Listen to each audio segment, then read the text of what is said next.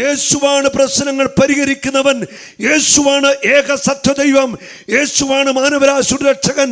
യേശുവാണ് ഏക മധ്യസ്ഥൻ. അവനാണ് ശക്തനായ ദൈവം. അവനെ വിളിച്ചപേക്ഷിച്ചവർക്ക് ലജ്ജിക്കേണ്ടി വരത്തില്ല. അവന്റെ നാമത്തെ ആര് വിളിച്ചോ അവർക്ക് ലജ്ജിക്കേണ്ടി വരത്തില്ല. ഹല്ലേലൂയ. ഇന്നലെ ഒരു വ്യക്തിക്ക് വേണ്ടി പ്രാർത്ഥിക്കാനായിട്ട് ഒരു സാഹചര്യമുണ്ടായി. അദ്ദേഹം മദ്യത്തിന് അടിമയാണ്. കുടുംബജീവിതമൊക്കെ തകർന്നു പോയി. ഭാര്യയ്ക്ക് വഴിക്ക് പോയി കുറേ പ്രശ്നപ്പെട്ട ഒരു വ്യക്തിയായിട്ട് വ്യക്തിക്ക് വേണ്ടി ഇന്നലെ പ്രാർത്ഥിക്കേണ്ട ഒരു സാഹചര്യമുണ്ടായി. ഇപ്പോൾ 50 വയസ്സ് കഴിഞ്ഞു. 52 വയസ്സോട്ടായി. 20ാമത്തെ വയസ്സിൽ മദ്യപാനം തുടങ്ങിയതാണ്.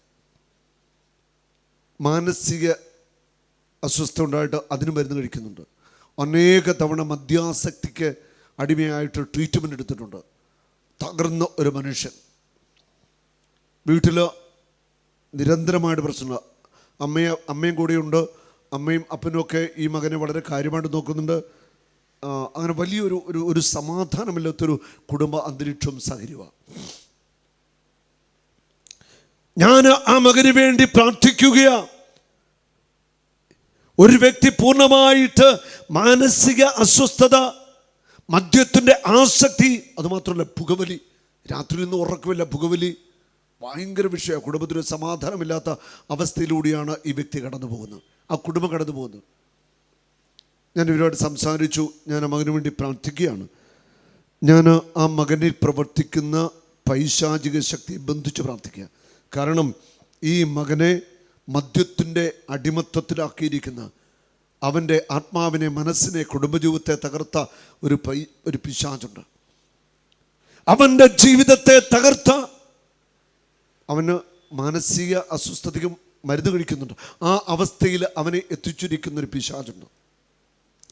അവനെ പ്രവർത്തിക്കുന്ന തിന്മയുടെ ആത്മാവിനെ ബന്ധിച്ച് പ്രാർത്ഥിക്കുക. ഞാൻ പ്രാർത്ഥിക്കുമ്പോൾ അവൻ നിൽക്കുകയാണ്. ആ സഹോദരൻ ദൈവശക്തി ഇറങ്ങിയിട്ട് പെട്ടെന്ന് കസലിലേക്ക് വീണു. വിടുതലിന് വേണ്ടി ശരിക്ക് പ്രാർത്ഥനയെല്ലാം കഴിഞ്ഞു. അത് ഞാൻ ചോദിച്ചു, താങ്കൾക്ക് എന്താണ് അനുഭവപ്പെട്ടത്? ആ വ്യക്തി പറയുകയാണ്, എൻ്റെ ശരീരത്തു നിന്ന് ആരോ ഇറങ്ങിപ്പോയി. എൻ്റെ ശരീരത്തു നിന്ന് ആരോ ഇറങ്ങിപ്പോയി. എന്നോട് അതിന് മുമ്പേ സംസാരിക്കുമ്പോൾ ആ വ്യക്തി ഊമനെ പോലെ ഇരിക്കുക. കൂടെയുള്ളവരൊക്കെ സംസാരിക്കത്തുമില്ല. ആ പ്രാർത്ഥന കഴിഞ്ഞപ്പോൾ അവൻ പറഞ്ഞത്, എൻ്റെ ശരീരത്തു നിന്ന് ആരോ ഇറങ്ങിപ്പോയി. ആൾ സംസാരിക്കാൻ തുടങ്ങി. നന്നായിട്ട് ചിരിക്കുന്നു, വർത്തമാനം പറയുന്നു.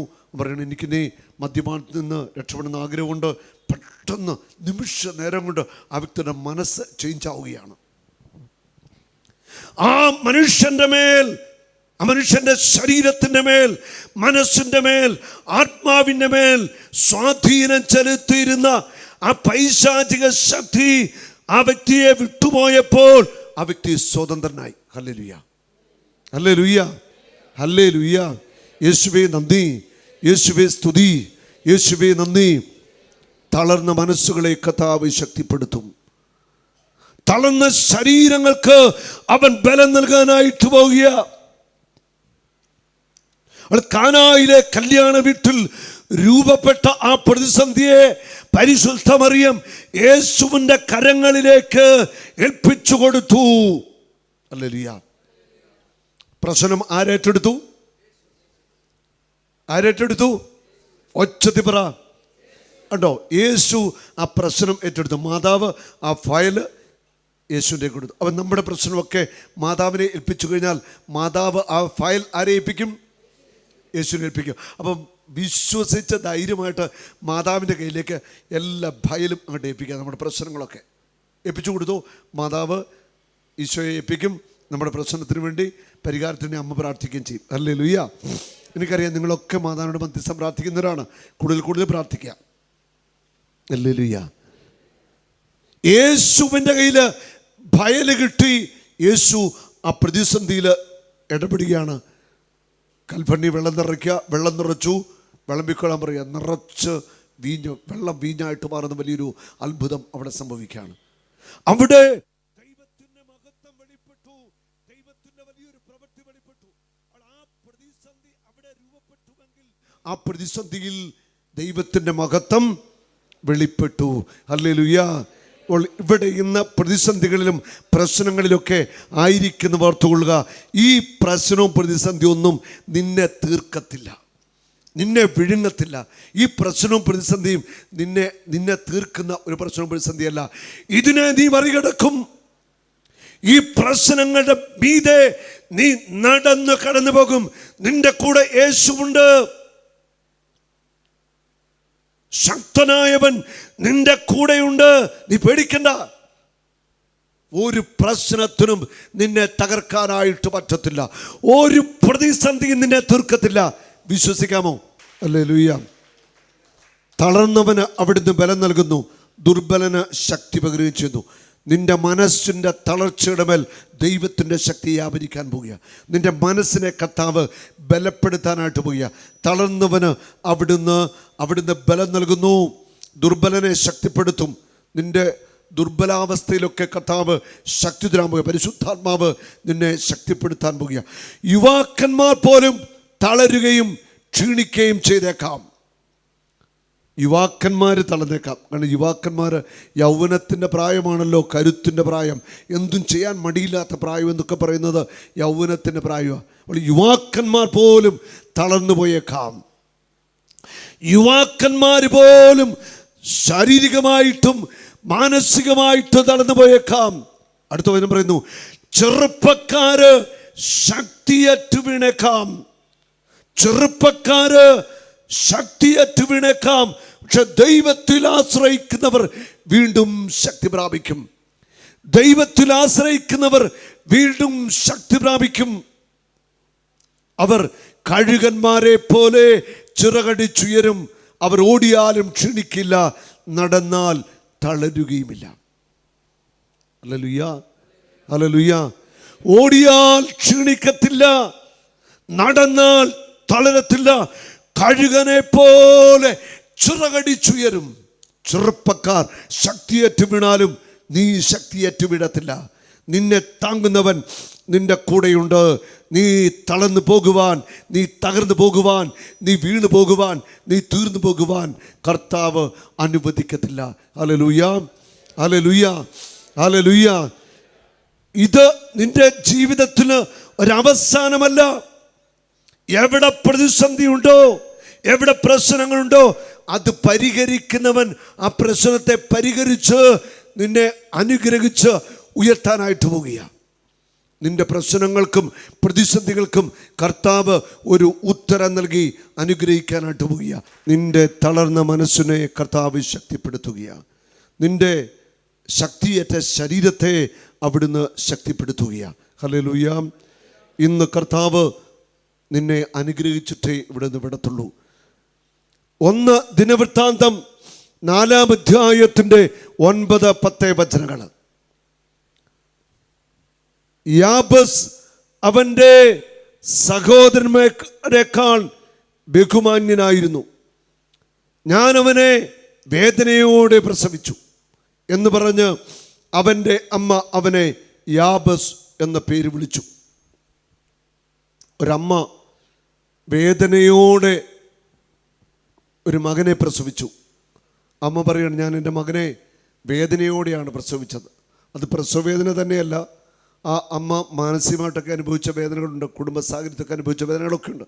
അപ്പോൾ ഒരു അമ്മ അനുഭവിക്കുന്ന വേദന എന്ന് പറയുന്നത് അത് മനസ്സിൻ്റെ വേദനയുണ്ട്, ശരീരത്തിൻ്റെ വേദനയൊക്കെ ഉണ്ട്.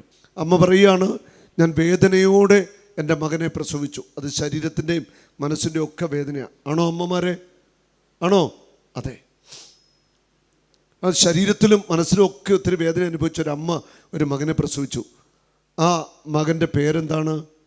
യാബസ്. എന്താണ്? യാബസ് എന്ന പേരിട്ടു. വേദനയോടെ പ്രസവിച്ച മകനെ അമ്മ യാബസ് എന്ന് വിളിച്ചു. ഈ യാബസ് വളർന്നു. ഈ യാബസ് ഇസ്രായേലിൻ്റെ ദൈവത്തോട് പ്രാർത്ഥിച്ചു, ദൈവമേ അങ്ങനെ അനുഗ്രഹിച്ച് എൻ്റെ അതിരുകൾ വിസ്തൃതമാക്കണമേ.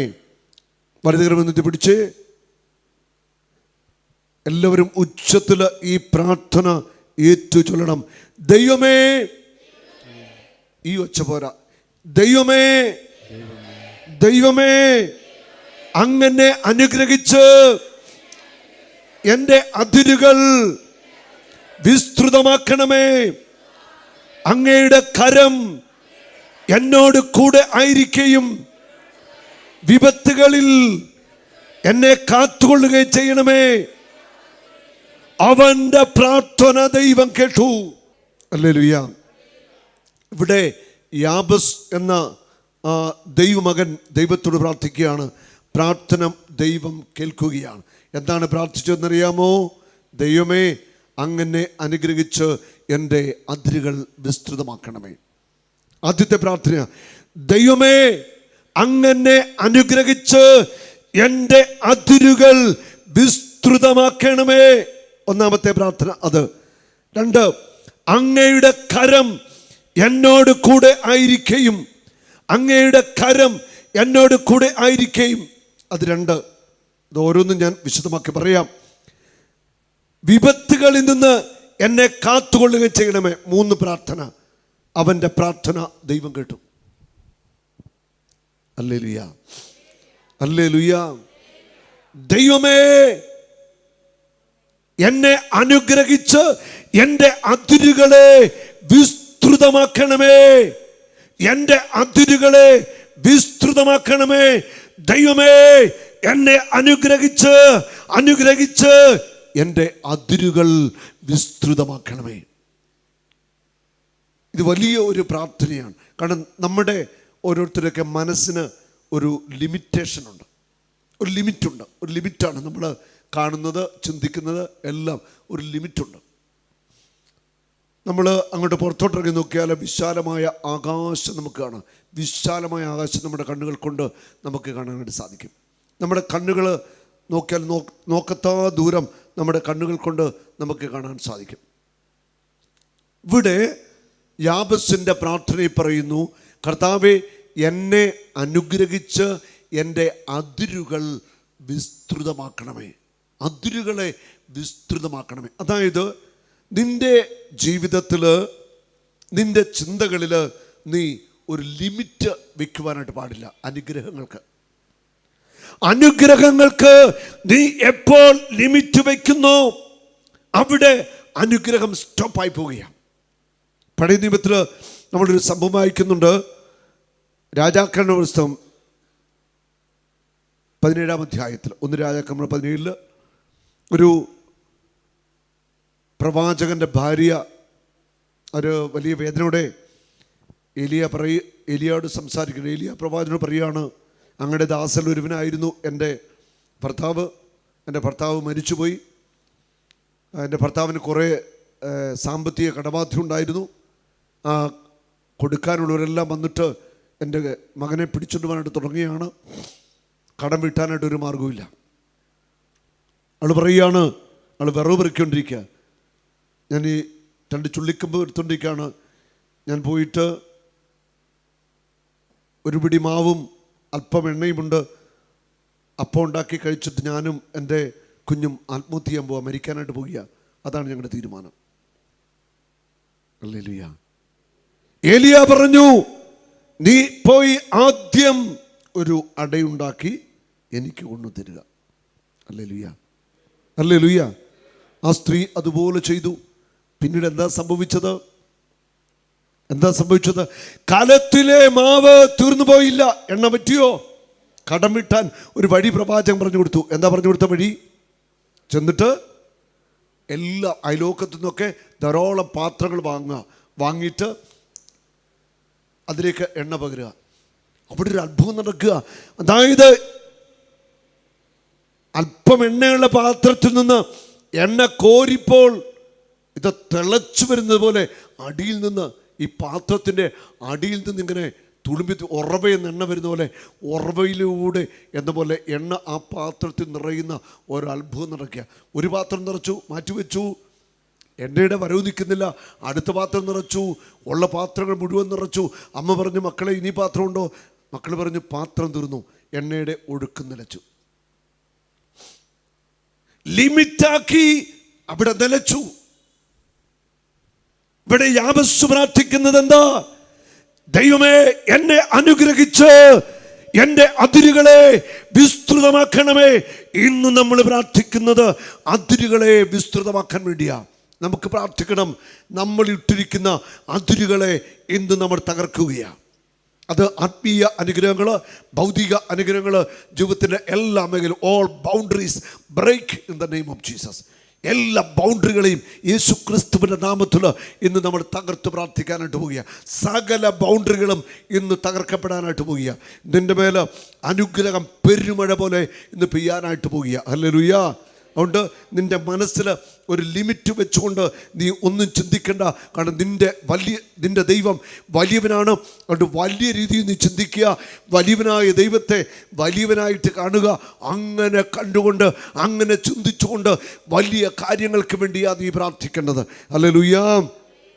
ഒരു ലിമിറ്റും വേണ്ട. നിൻ്റെ ദൈവം എല്ലാ ലിമിറ്റിൻ്റെയും അപ്പുറമാണ്. നിന്റെ സൃഷ്ടാവ് സർവശക്തനാണ്. ഹല്ലേലൂയ. ഒരു നാളും നീ അനാഥനല്ല, ഒരു നാളും നീ അന്യനല്ല, ഒരു നാളും നീ അനാഥനല്ല.